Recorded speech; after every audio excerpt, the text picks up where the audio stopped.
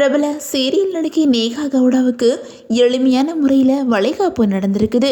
அந்த வகையில் 2013 சுவாதி சினிக்குழு அப்படிங்கிற சீரியலில் தான் முதலாக நேஹா கவுடா அறிமுகமானாங்க. அதுக்கப்புறம் விஜய் டிவியில் ஒளிபரப்பான பாவம் கணேசன் சீரியலில் குணவதி அப்படிங்கிற கேரக்டரில் லீட் ரோலில் நடிச்சிருந்தாங்க. அந்த வகையில் இவங்களோட அப்பா கன்னட சினிமாவில் ஒரு மேக்கப் ஆர்டிஸ்ட். பல திரைப்படங்களில் குணச்சித்திர கதாபாத்திரத்திலையும் நடிச்சிருக்கிறாங்க. நடிகர் கமல்ஹாசனோட மேக்கப் ஆர்டிஸ்டாகவும் வேலை பார்த்துருக்காங்க. அந்த வகையில் நேகாவுக்கு சின்ன வயசுலேருந்தே டான்ஸ் மேலே ரொம்பவே ஆர்வம் இருந்திருக்குது. முறையாக வெஸ்டர்ன் டான்ஸ் கற்றுக்கிட்டாங்க. இவங்களோட தங்கை சோனு கவுடாவும் ஒரு நடிகை தான். 10வது படிக்கும்போதே தியேட்டர் ஆர்டிஸ்டாகவும் இருந்திருக்கிறாங்க நேகா. அப்பா சினிமாவில் இருந்தனால இவங்களுக்கும் நடிக்கணும் அப்படிங்கிறது ஆசை. ஆனால் படித்து முடிச்சதுக்கப்புறம் தான் சினிமாவில் நுழையணும் அப்படின்னு சொல்லிட்டு வீட்டில் சொன்னதுனால பிகாம் படிச்சிருக்காங்க. காலேஜில் படிக்கும்போதே மாடலிங் பண்ணியிருக்கிறாங்க.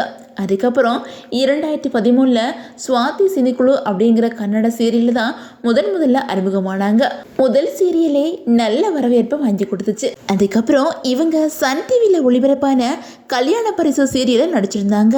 இந்த சீரியலில் காயத்ரியா மக்கள் மத்தியில் பிரபலமானாங்க. அதுக்கப்புறம் கன்னடத்தில் லட்சுமி பரமா அப்படிங்கிற சீரியலில் நடிச்சிருந்தாங்க. அதுக்கப்புறம் கன்னடத்திலேயே பிக் பாஸ் நிகழ்ச்சியிலையும் கலந்துக்கிட்டாங்க. இப்படி நடிப்பில் பிஸியாக இருந்த சமயத்தில் 2018ஆம் ஆண்டு தன்னோட நீண்ட நாள் காதலரான சந்தன் அப்படிங்கிறவங்கள திருமணம் பண்ணிக்கிட்டாங்க. 10வது படிக்கும்போதே இவங்க 2 பேரும் காதலிச்சு வந்திருக்காங்க. திருமணத்துக்கு அப்புறம் கணவர் கூடயே பெங்களூர்லேயே செட்டில் ஆகிட்டாங்க. இப்படி இருக்க சமீபத்தில் அவங்க கர்ப்பமான செய்தியை தன்னோட இன்ஸ்டாகிராம் பக்கத்தில் ரொம்பவே ஹாப்பியாக ஷேர் பண்ணியிருந்தாங்க.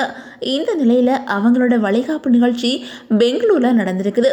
நண்பர்கள் உறவினர்கள் முன்னிலையில் எளிமையான முறையில் வளைகாப்பு நடந்திருக்குது.